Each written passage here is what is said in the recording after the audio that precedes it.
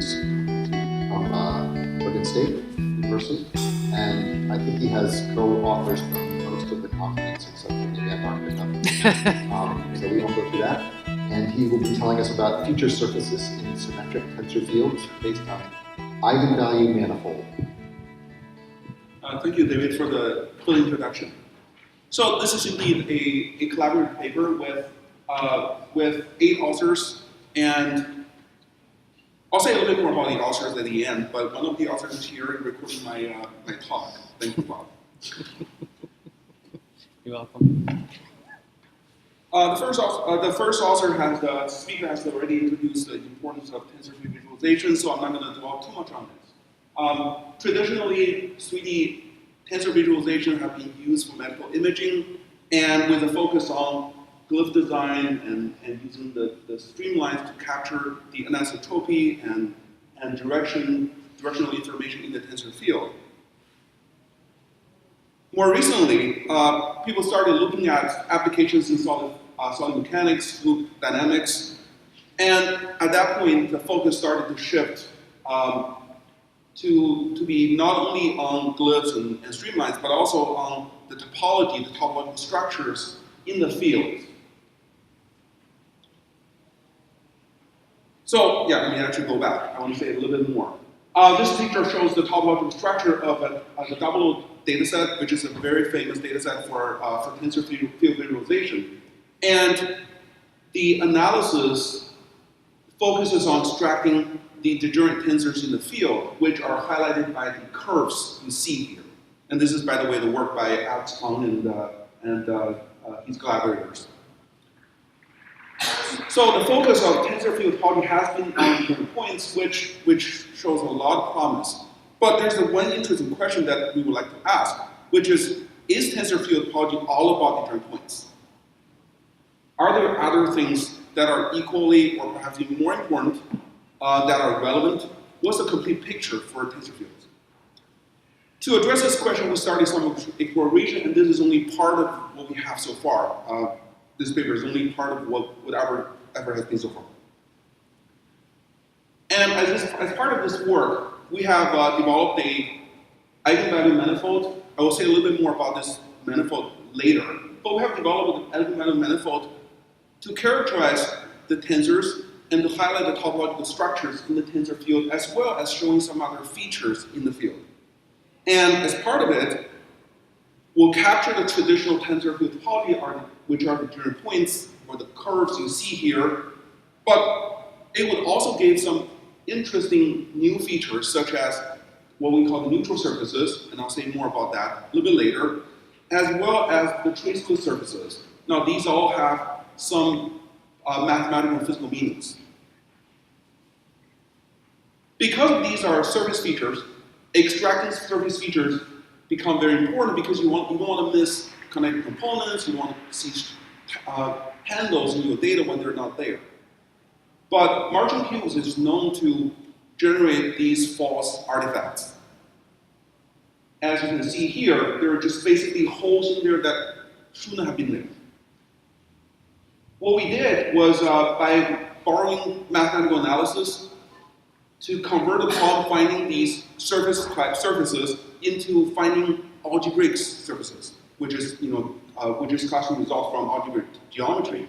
And by doing so, we're able to borrow techniques from the CAD community, and we would get results that are much more smooth and correct. In addition, we emphasize that tensor fields, especially the topological information, is embedded in the deviator of the tensor, and I'll go to that a bit later. And therefore, deviator tensors are traceless, and we felt like there's a need to highlight that notion for traceless tensors. So we developed some glyphs that highlight this, especially to highlight, for instance, oops, I didn't need to do that, sorry.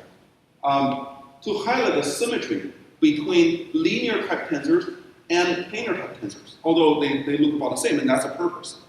In our view, traceless tensors are very symmetric between the planar and linear, and I'll get back to that point again in a little bit. And in terms of application, we applied our analysis to a number of applications, starting from fluids solids, and we even tried applied it to a scalar field topology, where we take the scalar field and compute the hashing field, which is a symmetric tensor field itself. And we found that our analysis could actually be useful for that purpose as well. To talk about all the related work in this field is beyond the scope of this talk as well as our paper. We would like to refer our audience to this survey by Palacios et al. In 2012. It's a really nice survey. And I'll just focus on a very few papers that we feel like are very, very relevant to our work. And I couldn't cover other relevant works due to the time constraint. So Zhang and Palacios developed topological analysis for 3D tensor fields, and they pointed out a number of important facts that I will repeat in a little bit. And Ritesh et al. Converted the problem of finding degenerate curves to be finding ridge and valley lines in a scalar field, and they obtained more robust extraction results. And Schultz and Kindelman developed a set of glyphs for symmetric tensors that are not necessarily positive definite. And to do that, they developed a space that represents 3D symmetric tensors, which is similar, actually the same as what we'll be using for the Eigenvalue Manifold, except we interpolate that space differently, and we'll see later. So as a bit of background, if we're talking about unconventional symmetric tensors, basically what we're thinking about is just embedded matrices, and because it's symmetric, there are n real eigenvalues, and the largest one we'll refer to as the major eigenvalue, and the smallest one will be the minor eigenvalue.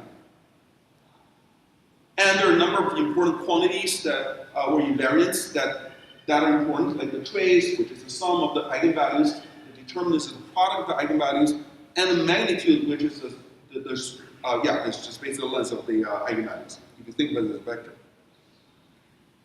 Traditional topology, tensor field topology, has focused on degenerate tensors, which means that there are some repeating eigenvalues.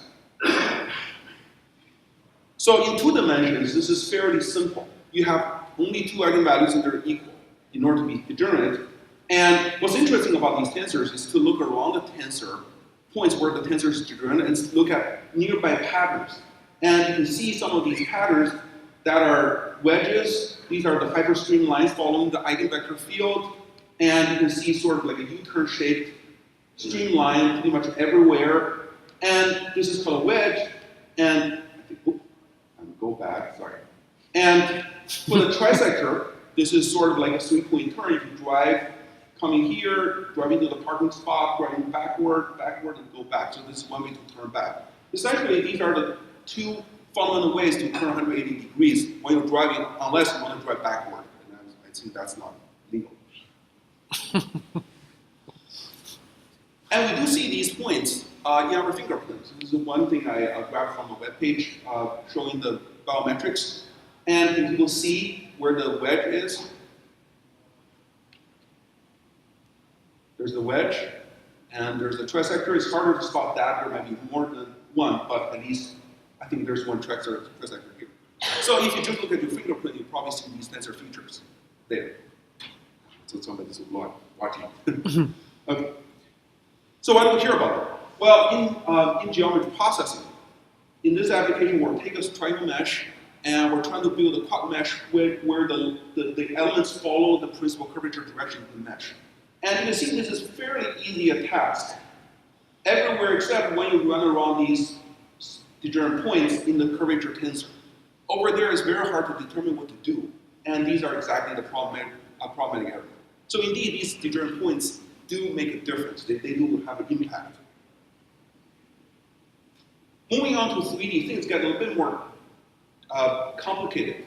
There are different kinds of degeneracies. For instance, if you insist on all 3 eigenvalues being the same, you're talking about what's so-called the triple degeneracies.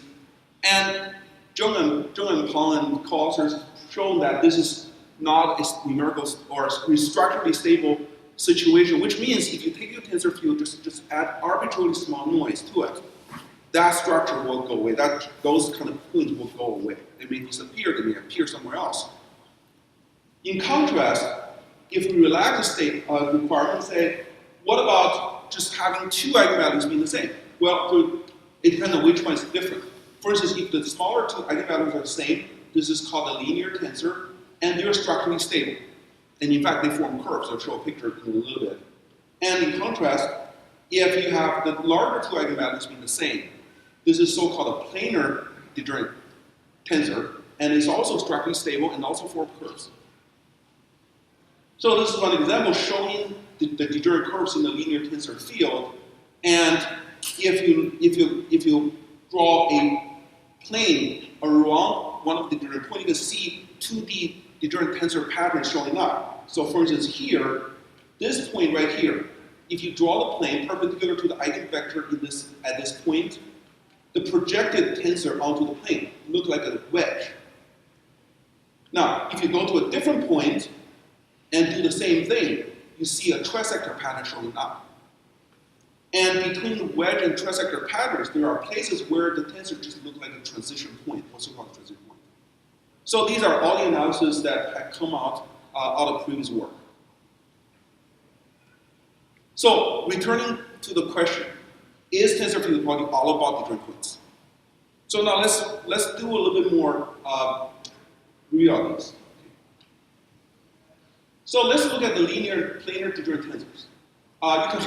You can visualize them by drawing a box, and you can see that, let's say the lengths correspond to the actual eigenvalue or the absolute value of the eigenvalue. Let's just pretend all the eigenvalues are positive at the point. And this is a linear degenerate tensor because here you see a little square indicating the two eigenvalues, the two smaller eigenvalues are the same. And the third one is clearly much larger. In contrast, here you have two eigenvalues that are, the largest two are the same, and the third one is very small, comparably. Now this notion of linear tensor, something is like a needle, and then the planar tensor, something like a plate, is not necessarily limited to only degenerate tensors. You can go to non-degenerate tensors that more or less make the same claim. You can say, yeah, this is more or less, even though it's not a perfect square here, but I think it's like a stick. And this is not like a perfect square here, but I think it's like a plate. So you can make the argument, and that leads to the notion of this particular direction is kind of special. In the linear case, is the major eigenvector direction corresponding to the largest eigenvalue being special, whereas in the plate case or the planar case, is the smallest eigenvalue or the minor eigenvector direction being important. So there's a natural question to ask. Why is that? And one thing we've noticed is that if you take a linear tensor and just negate the tensor, you get a planar tensor. But it's very hard to visualize this in this picture because how do you negate this block to look like this block? It's just not right. So one of the ideas is to actually looking at the deviator, which takes the tensor and subtract 1/3 of the trace times the identity. Essentially make the remainder tensor traceless, and that tensor is called a deviator of the original tensor. And there's some, the eigenvalues of the deviators are related to the eigenvalues of the original tensor in this fashion by taking out this average. And now the picture looks very clear. At this point, if you look at the deviator, if the tensor itself is linear, if and only if the middle eigenvalue of that deviator is negative, and is planar if the middle eigenvalue of the deviator is positive. It's positive. I might have said the reverse thing anyway, but the slide is not. So looking at this shape, does it look like a cube to you, or? Okay, it looks like a cube to me. I wonder why, because it's clear it's not a cube. And I hope it's not misleading people with this. So what I meant to draw is a box for which the middle eigenvalue is exactly 0. So the difference with one side over this middle side is the same as if you take the difference between the middle side and the shorter side. But I'm not sure, I cannot see it well from this side. Okay.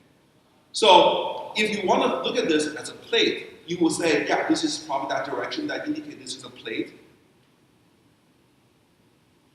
It looks looking right?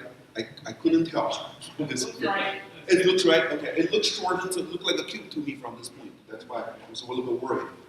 But if you want to think about this as a needle, this would be that direction you're thinking about.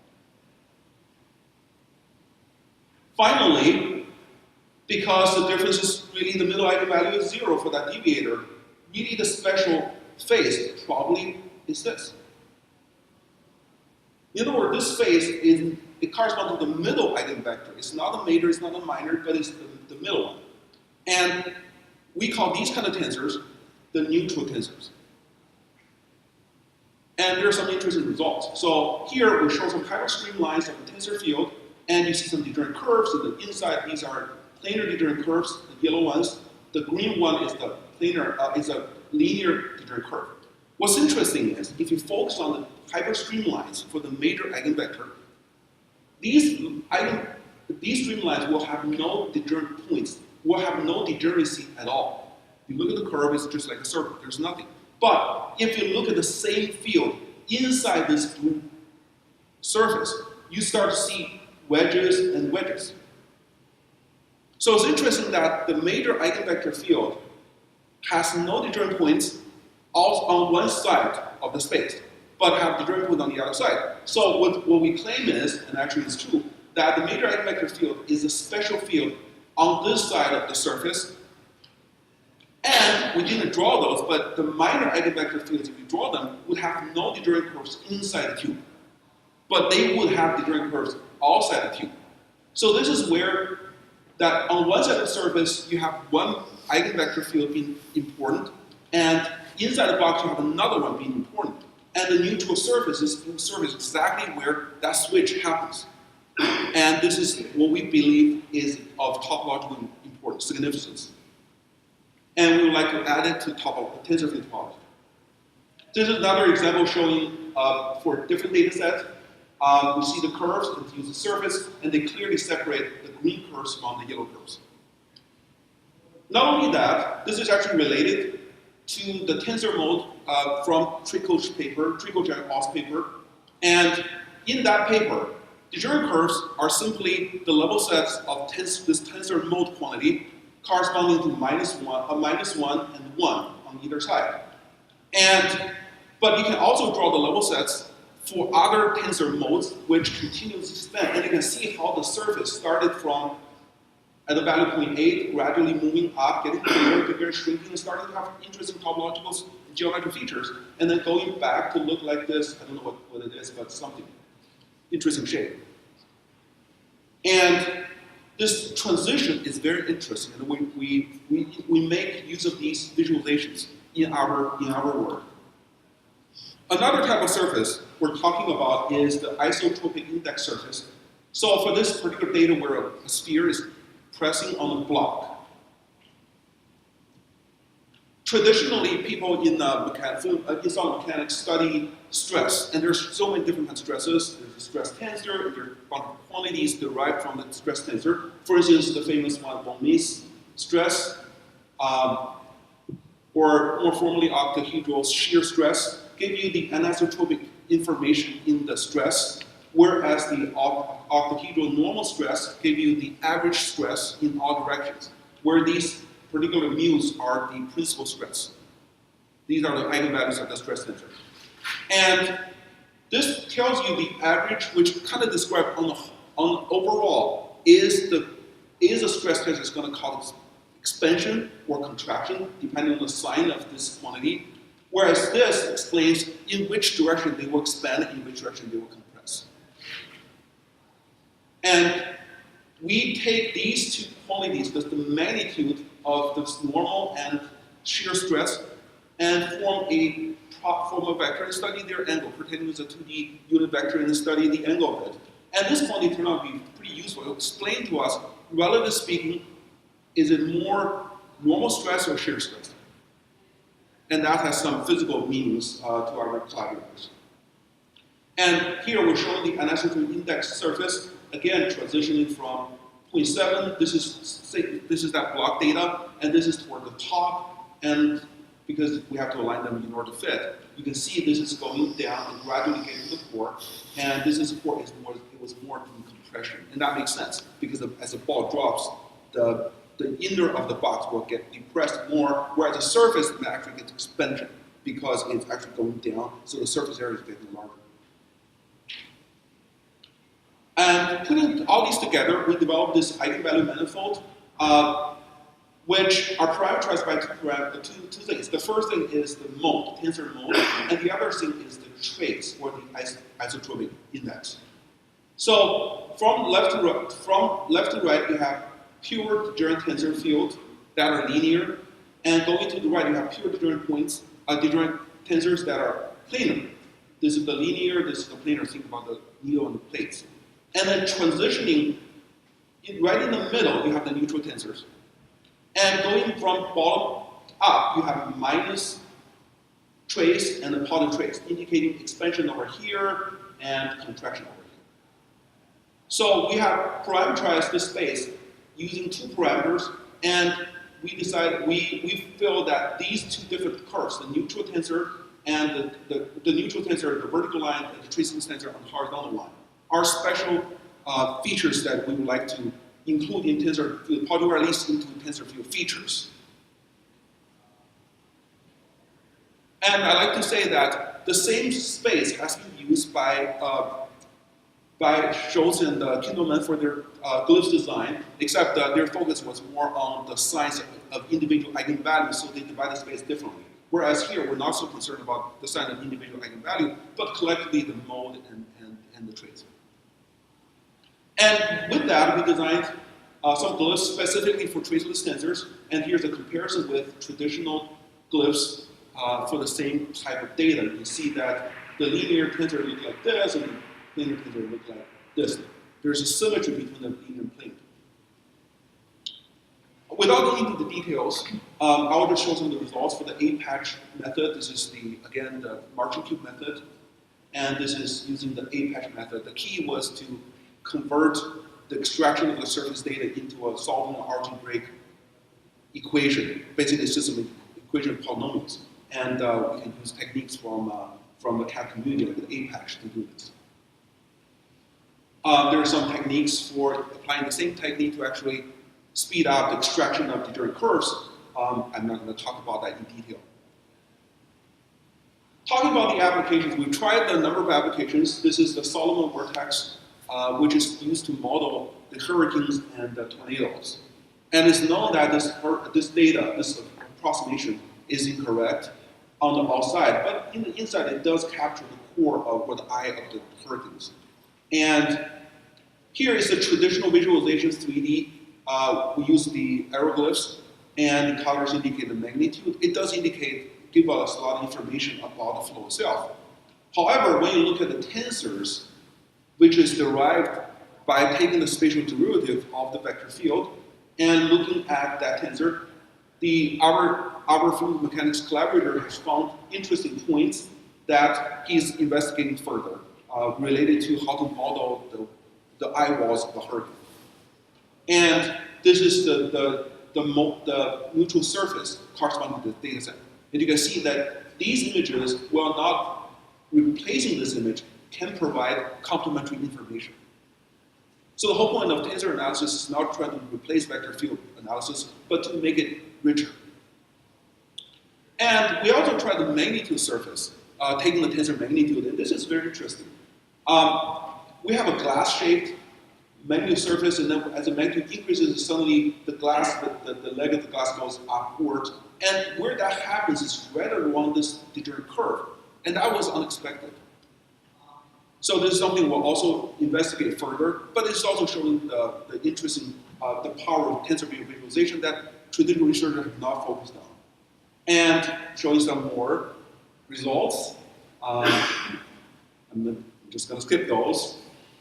One last thing I want to say is that we also have applied this to scalar field analysis, and which can be used to detect ridge surfaces, ridge lines, and value surfaces. And our classification, the two-curve classification, seem to work really well there.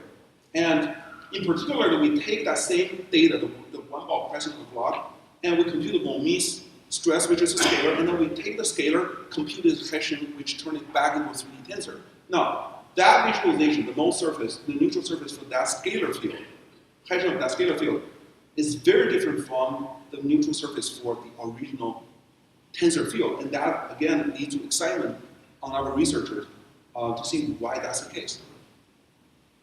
In conclusion, we have defined a number of surfaces which are, we believe, are important features for the for tensor field analysis. We've used the APAC method to increase the quality of abstraction, and we've designed some glyphs for traceless tensors, as well as applying these to various applications. For future work, we would like to develop a method that can extract degenerate curves more robustly, and we would like to study explore different structures in tensor field topology, as well as extending this work to 3D asymmetric tensors. So some of the things have been going on is very relevant. We'd like to thank NSF for funding this research. I'd like to personally thank the Max Planck Institute for hosting me as a guest professor in 2012. A lot of the ideas that I have was conceived when I was there working in the office while waiting for the bus.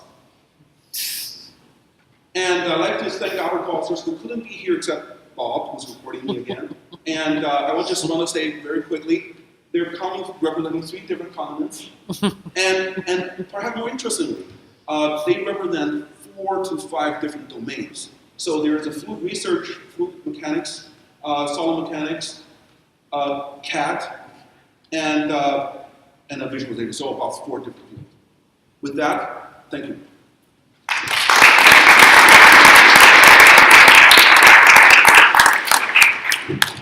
So I think we have time for a quick question if anybody has a burning one. Hello from Utah. Very, very pretty work. I have 2 quick questions. One is you mentioned n-dimensional symmetric tensor field. But then the data you showed is for 3D. Does it generalize to n-dimensional? Is there like a really closed form definition for the neutral surface for n-dimension?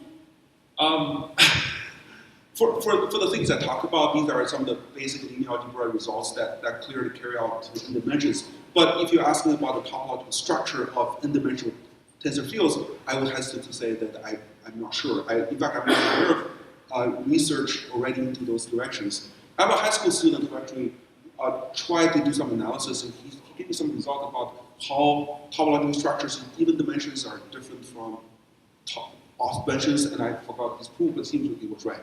But I'm not aware of, as a business community, actually tackling higher dimensional data. Maybe with time, perhaps, but not 4D or 5D. And second one, can you say something about the folds in the neutral surface? Do you have some insight? The folds? Yeah, it looks like there's some folds. Or it's again, it's just an illusion from the yes. visualization. Yeah, people did ask this question during the review process, so we had to show them a different viewpoint, and there weren't folds. So in other words, these surfaces are not meant to self-intersect unless you have degenerate cases where they. Well, I'm not even sure whether that's true. So let me just say, folds perhaps could happen, self-intersection could happen, but